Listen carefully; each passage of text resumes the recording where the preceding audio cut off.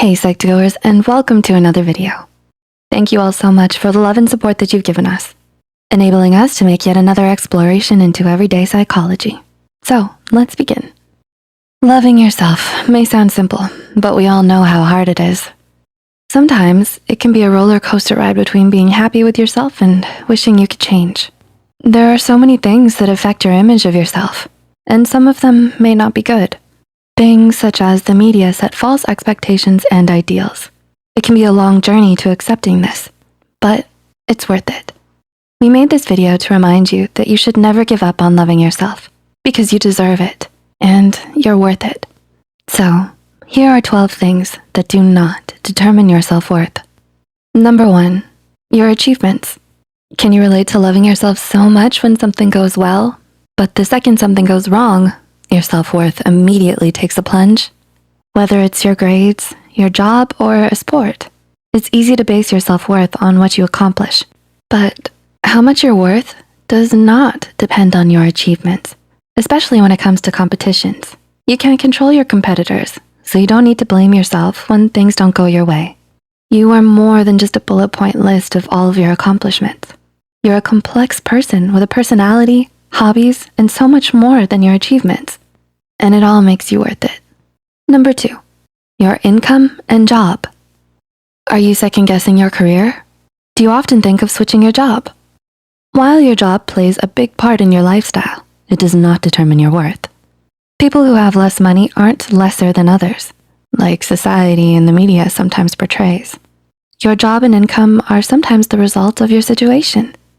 There are so many factors that influence them, like location, the economy, and competition.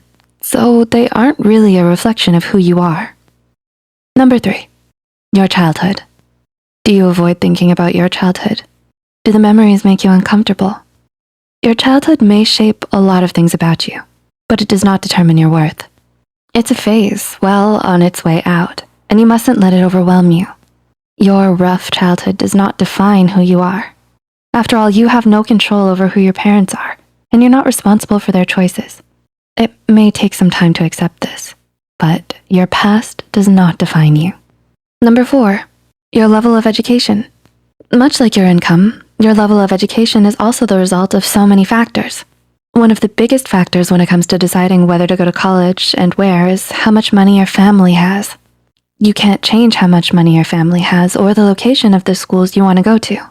Therefore, you don't need to feel bad if you don't have a higher level of education. It doesn't mean you're less intelligent or worth less than those who do. Number 5, how other people view and treat you. Do you constantly stress about how others see you? Are you constantly trying to live up to their standards? Other people have no way of knowing who you truly are. While family and friends may have a good idea of it, only you fully know yourself. Knowing this, your self-worth isn't based upon others' limited and sometimes biased opinions of you. You cannot control what other people think, nor how they act.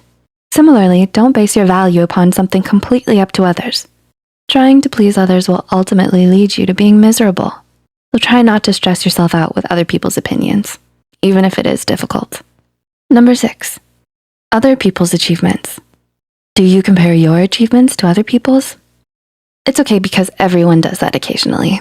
It's so easy to look at what you've done and compare it to someone else's achievements, especially when the internet gives you access to everyone's amazing lives. It may be hard to internalize, but what other people do doesn't define you. You can't control others, so the only thing you can do is try your best. Regardless of the result, trying your best is enough.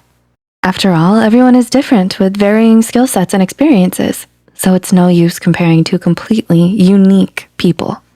Number 7, your appearance. Are you unhappy with some physical feature of yours? Is there anything you wish you could change about your appearance? Chances are the answer is yes. Almost everyone wants what someone else has, which is the sad truth, especially living in today's society. It can be so easy to compare yourself to other people and all the gorgeous models on TV, but try to remember that what you look like doesn't determine how much you're worth. You've probably heard it before, and we know how hard it is to accept and internalize, but it's true. You don't need to feel bad because you might not look the way the people on the TV do, because everyone is beautiful in their own unique way. Number 8, your relationship status.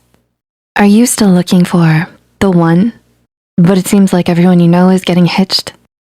Nowadays, there's so much pressure to have a significant other and a picture-perfect relationship. It can feel as if you constantly need to be pursuing someone out of fear of being a desperate, lonely single. However, there's nothing wrong with being single. It doesn't make you less of a person because it means you're taking more time to focus on yourself and what you want to do. You will only go for it when it feels right. While a relationship may be nice, it's not something you need to have to be valued. 9. The number of friends you have. Do you value quantity over quality when it comes to friends? Or is it difficult for you to keep up with your circle of friends? Having more friends doesn't measure what kind of person you are.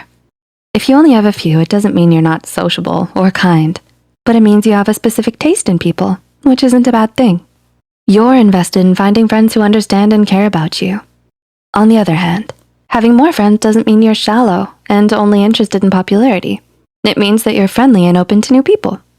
The number of friends you have doesn't say anything about your self-worth. Rather, it's the quality of your friends that really matters. 10. Your social media status. Are you an avid scroller? Do you post on social media habitually or occasionally? With the amount of emphasis on social media, the world seems to revolve around how many likes you get. There is so much pressure to have a picture-perfect, aesthetically pleasing life. However, your worth is not measured by how many people like your posts. Social media is for sharing parts of your life and forming connections with people. So while getting likes may give you satisfaction, it doesn't determine your self-worth.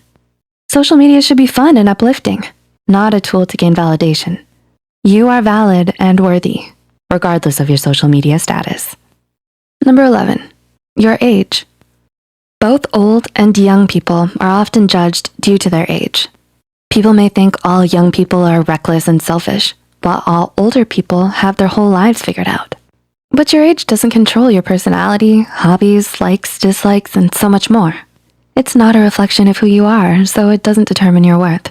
After all, age ain't nothing but a number, right? Number 12, your decision to have children. There's a lot of societal pressure to have children in order to contribute to society.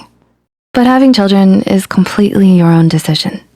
Not having children doesn't make you less worthy than others who do, because it's a major decision that affects you most of all. So it should be up to you. Remember, your decision is valid and valued either way. In the end, you're the only one who determines your self-worth. Cliché, but it's true. Not anyone or anything else, whether it be money, family, or friends. It may be hard, but just try to remember that you are more than any single aspect. We hope we were able to give you insight into some of the things that you shouldn't base your worth on. Do you use any of these things to measure your self-worth? If so, that's okay. We've all been there before, and we're here for you. Leave a comment down below and share any experiences and thoughts you have as well. If you find this video helpful, be sure to hit the like button and share it with those out there still struggling with their self-worth.